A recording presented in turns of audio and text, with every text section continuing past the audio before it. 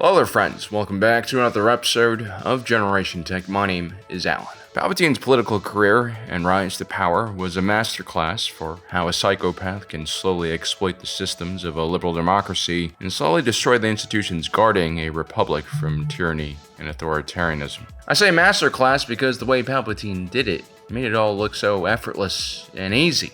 It's kind of scary to see just how vulnerable the least worst form of government can be. In a lot of ways, it wasn't Palpatine who took power away from the people of the Republic. It was the people of the Republic who ran to him begging and crying for help. And Palpatine's destruction of the Republic wasn't done by some violent coup. It wasn't Order 66 or him abolishing the Republic physically. As a matter of fact, he had already started to dismantle the Republic when he was the Supreme Chancellor through a series of different policies and amendments to the Galactic Constitution. Many of these actions weren't even proposed directly by him, but by a bunch of senators who had been manipulated by hidden Sith organizations and agents that were sowing chaos all across the galaxy and making people fearful. Now, the policy that everyone is most familiar with is the Emergency Powers Act. After it's revealed by Obi-Wan Kenobi that the Separatists have amassed a large droid army in the Outer Rim, Jar Jar Binks is manipulated into thinking that the only way the Republic can quickly react to this crisis is by giving the executive branch unlimited power. The Senate will never approve the use of clones before the Separatists attack. The Senate must vote the Chancellor emergency powers. He can then approve the creation of an army. But what senator would have the courage to propose such a radical? And here's the thing, I think if you were in the room that day, unless you were really ideologically against the idea of the executive branch wielding emergency powers, like a die-hard Corellian libertarian, let's say, you would have came to the same conclusion as Jar Jar did. I mean, even Senator Bail Organa from Alderaan, who was a huge planetary rights kind of advocate, doesn't totally reject the idea. Misa propose that the Senate give immediately emergency powers to the Supreme Chancellor. In this early stage of Palpatine's career, he created basically win-win situations for himself where there was really only one choice that could be made, and those choices usually benefited his political career and increased his power. Now, the Emergency Powers Act is quite important because it amends the Constitution and it gives him the ability to basically pass over the Senate and approve whatever action he wants to approve. This allowed him to pass any policy he wanted to, including the establishment of a federal military, which abolishes the Republic's millennia-old adherence to pacifism. And this is what Jar Jar and many of the other senators who supported the Emergency Powers Act actually wanted from him. As the Military Creation Act, which was already in the Senate, had already been bogged down by the usual Senate bickering, partisan nonsense, and bureaucracy. And so again, Palpatine found himself in a win-win situation, where he was just doing what the galaxy wanted him to do, right? There's one other thing the Emergency Powers Act gave to Palpatine. See, chancellors are only allowed to serve 2 terms. Palpatine was already 2 years beyond the end of his second term, but he managed to convince the Senate to allow him to stay on 2 years earlier to create stability in the Republic during the growing Separatist crisis. And the Emergency Power Act allowed him to now continue serving as Supreme Chancellor until the Clone Wars was complete. And so the Emergency Powers Act wasn't a 1-2 punch necessarily. Him staying on a little bit longer was something that people had already accepted 2 years earlier. And so the real big shocker here was the military creation. But again, widely supported. You could also sense that the general gridlock, bureaucracy, and complexity of the Republic's legislature had tired out a lot of the senators and populace. I mean, heck, even the Jedi were getting tired of all of the nonsense. As the Sith intended, you see, what they were essentially doing was just throwing trash down the Republic's sewage pipes. And once the cloggage got bad enough, everyone was like, screw it, Palpatine, throw that M80 down there, and let's see what happens. Taking part in a democracy, your own governance, is not easy. I get it. Sometimes it's easier to just allow someone like Palpatine who promises he'll fix everything to take over. It's a natural tendency, something that malicious individuals will always prey on, especially individuals who are not politically savvy. Now, what a lot of senators didn't really think about during this moment of crisis is, what if Palpatine went bad? What if he was evil all along and this is what he wanted? What would happen 2-3 years down the road? Well, in 19 BBY, in the last year of the Clone Wars, Palpatine would pass several amendments to the Constitution and several policies that completely changed how the Republic operated, including the Sector Governance Decree, an amendment to the Constitution of the Republic that would fundamentally change the relationship between the Republic and its various member states. You see, prior to this decree, the Republic was a relatively weak central or federal government. I would say it was almost extreme in how weak it was. See, the Chancellor was a relatively powerless head of state. It was almost like a ceremonial position in many ways. The true power and many executive functions actually lay in the hands of the Senate body, which is a problem. The Senate is a legislative council where people discuss ideas. It takes time, and sometimes executive action needs to be quick. Now, I guess the galaxy had been at peace for 1,000 years, so maybe executive action was less urgent or something. But if anything, the Chancellor of the Republic held similar responsibilities and powers to our own Vice President here in the United States, who presides over the Senate. The Chancellor's main role, just like the Vice President, is essentially to officiate parliamentary procedures. They are considered the so-called first amongst equal in the Senate. It's an honorable title, but it comes with very little policy-making power. What tools the Chancellor did have at his disposal was usually, meant to give him a bit more control in leading the Senate and making sure that it was functional. For instance, he could call for a special session of the Senate to force a vote on a matter. Palpatine famously delayed the vote for the Military Creation Act after the assassination attempt on Padme, which drew the ire, ironically, of the pro-military faction who accused Palpatine of interference. The Chancellor could also issue, relatively limited executive orders to individual senators, like requesting an individual to leave the Capitol for security reasons, as was the case with Padme Amidala. Now, if the Chancellor was really trying to push the envelope, he could do something as extreme and crazy as changing the color of the wallpaper in the executive office from blue to red. And so, as the Chancellor of the Republic, prior to Palpatine, you essentially had very little power.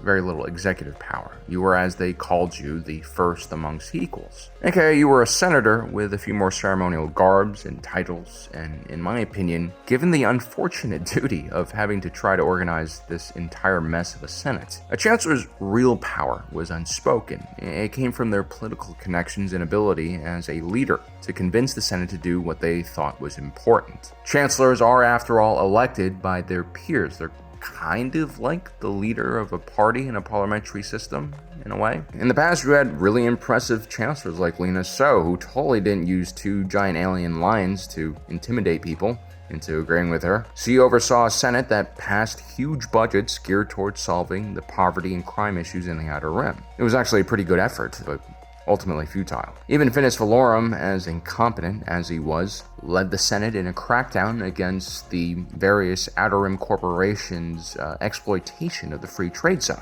Finis Valorum was incompetent, though, and this ultimately led to the invasion of Naboo, and eventually the Clone Wars, all pre-planned by the Sith. Now, Palpatine was actually perfect for this position. I mean, he was a master deal maker in the legislature, almost like an unofficial party whip. He also had his massive Sith network of influential figures. The guy was definitely in cahoots with, the Epsteins and Diddy's of the Star Wars galaxy. And at least for the first decade of power, he was okay with just puppeteering everything from the shadows, using proxies and allies to do all the dirty work. It was probably fun for him to maneuver all these pieces on the chessboard through deliberate planning and subterfuge. But with the Sector Governance Decree, he expanded his power to the next level completely. So how does this work? Well, first we have to understand how the galaxy is organized. The galaxy under both Imperial and Republic rule was organized into roughly 1,000 sectors. Sectors could vary in physical size, but they generally had up to 50 inhabited star systems or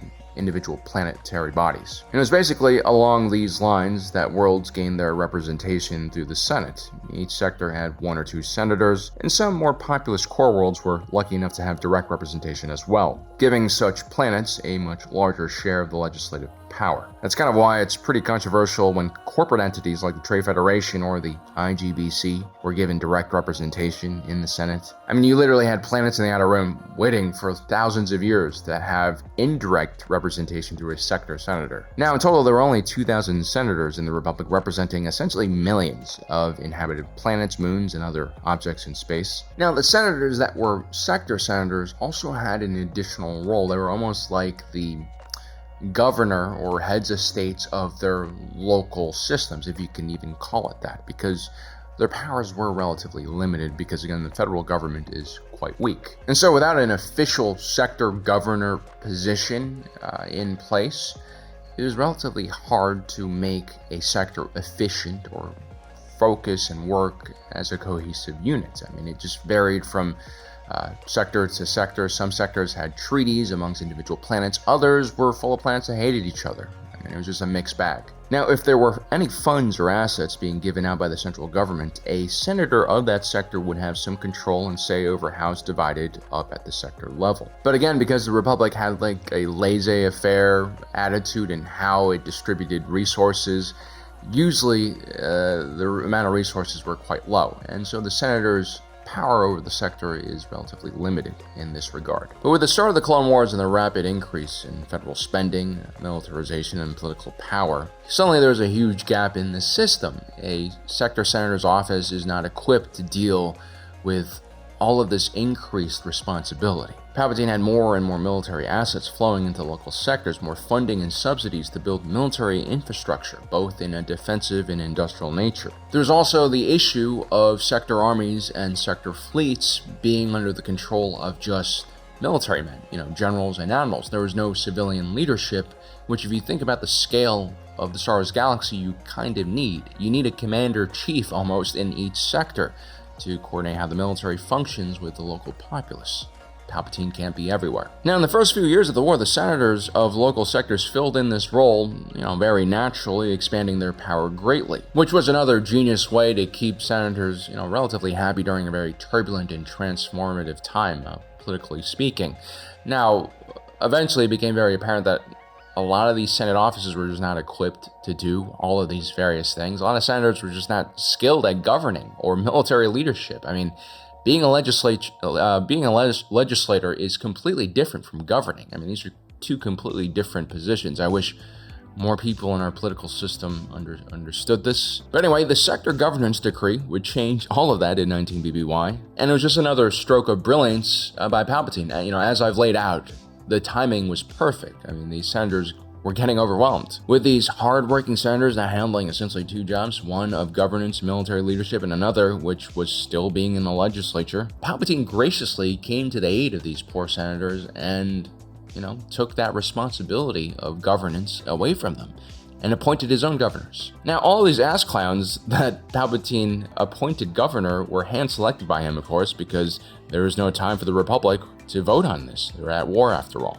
And so these governors would become official heads of state at the sector level, fully concentrating on actually running the war and the sectors. Many senators did protest this. Actually, the famous delegation of 2000, a group of concerned political figures who would write a petition against Palpatine, directly mentioned their desire to remove this sector governance decree. But since the Senate would probably gain the most from such a behavior, and the Senate wasn't really supposed to govern in the first place, this looked like nothing more than a petty dispute over political power, which never looks good during a galactic war. Makes you look kind of like a traitor! Furthermore, it became very clear in this last year of the war that they needed these positions. I mean, things were getting really messy. Did I mention that Coruscant was invaded? And the central government and military was pouring more and more resources into individual sectors, and there needed to be more coordination between various planets and systems that made up an individual sector. The galactic conflict demanded maximum efficiency from every sector. And so most of these newly appointed governors and later on Moffs were basically just focused on that. Efficiency. Palpatine specifically gave these governors the ability to take control over all production facilities on a planet and essentially nationalize them for the war effort, a sign of things to come in the future. And certain sector governors were appointed without their own sectors. They essentially would take individual star systems and group them together. Kind of consolidate everything, just like what we talked about in our last, a few videos ago. We talked about how Palpatine consolidated all of the corporations in the galaxy, so it was easier for him to take over. He also did the same thing with a lot of rogue star systems. It was all pre-planned. He had everything neatly packaged. And this was all done, of course, in the name of safety, security, and efficiency because of the war. You're not a traitor, are you? The Republic sector governors would quickly become Imperial ones after Order 66, and they would bring the much-needed coordination the galaxy needed, especially if you take into account how ambitious Palpatine's post-war military growth strategy would be. As a matter of fact, this might be the whole reason why he passed this policy in the first place. This was always his eventual goal. The sector governors and later Imperial Moffs, as we mentioned before, were all hand-selected by Palpatine or by one of his close advisors and allies. And it's through them that he would basically control the entire galaxy, like his own personal fiefdom. This is especially important when Palpatine was unrolling increasingly unpopular and draconian measures, like increasing imprisonment for non-violent offenders so that Palpatine could fill in his prison labor camps, like we see on Arcana 5. I mean, when Andor gets arrested on Naimos, that's most likely because the sector governor in the area increased stormtrooper patrols in line with the public order and resentencing directive. And that's basically how things really, went to shit in the galaxy. You see, if Palpatine had ordered the governor Lothal to completely pillage his own planet for raw resources and turn it into a wasteland, there was a good chance that he would comply. There was also a good chance that he wouldn't. I mean, Ryder Azadi, the governor of Lothal, was a complicated individual after all, and most planetary governors tried to toe the line between loyalty to the Empire and to their own people until they couldn't. Palpatine understood that he would eventually encounter problems with local governments, especially when the Empire needed said local government to sacrifice their own people and resources for the greater good. For every leader willing to sell out their people to the Empire, there are others who are going to stand up and fight for their people. And so it became much easier for Palpatine to use someone like Governor Price, a power-hungry individual willing to do anything for the Empire. She had been found by Palpatine's own network of advisors, including Wilhelm Tarkin, Director Yularen from the ISB, and Admiral Thrawn. She would be perfect for the role of leading an expedition to exploit Lothal's resources, not only because she was a native, a very ruthless native, she also had a family background in mining. Although most governors had no connection to the worlds that they were going to be exploiting for the Empire for obvious reasons. At this point, Palpatine was just done with reasoning or power sharing with the local government. You either listen to him or his lackeys in the form of these governors, or you get the boot. The problem with the sector governance decree, like with a lot of Palpatine's policies, is its complete disregard for what the average citizens and local populace wanted. By blocking out dissenting voices and local governments, Palpatine might have, in the short run, made his job as Emperor of the Galaxy easier. But his governance and policies were moving further and further away from what the people wanted, and as they suffered more and more, it was only a matter of time before there was wide open rebellion in the streets. I don't know how much more I need to stress this on this channel, but here it goes. Even the most isolated and powerful dictator of a totalitarian government is beholden to the people's opinion. Palpatine was just way too arrogant to understand this, and what made his situation even worse was the fact that the governors that he was appointing had no checks and balances whatsoever. I mean, these individuals didn't have to run for re-election. They basically had unlimited power in the local areas, especially with the Imperial Senate and media's ability to operate independently decreasing every year. It was only a matter of time before these governors started acting like complete criminals, and most of them were already complete criminals when they started the job. In general, guys, you should never trust the person who says, "Trust me, I'm honest, I can handle this, give me all the power, things will be fine. I'll give it back to you." Don't trust individuals, trust in systems of checks and balance, trust in laws and regulations that keep people in check. And that's because power corrupts absolutely, even individuals who you think are good or who might actually be good, but then just succumb to the dark side. Very few individuals can withstand the temptations of political office, I think. It's a very, very small percentage of us that actually will be honest, even without others watching over our shoulders. And so if you've listened to our channel for a while, and if you've learned anything from us, I hope it's this one thing. It's perhaps one of the most important lessons that George Lucas's space operas teaches us. Whether you're a leader of a galactic government or just a moisture farmer with magical powers, don't avoid challenges.